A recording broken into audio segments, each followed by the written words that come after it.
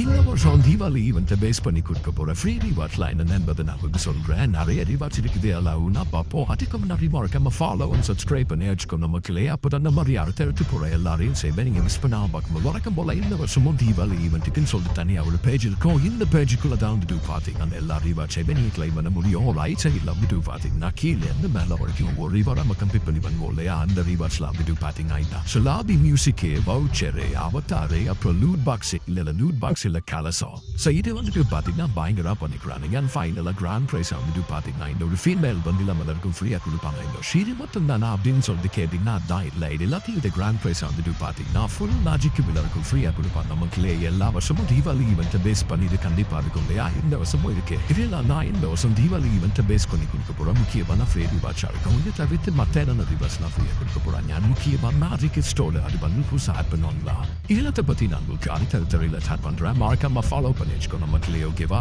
Video பிடிச்சுன்னா ஒரே ஒரு like மட்டும் கொடுத்துட்டு இதே மாதிரி நிறைய வீடியோஸ்க்கு மறக்காம ஃபாலோ பண்ணி வச்சுக்கோங்க. பாய்.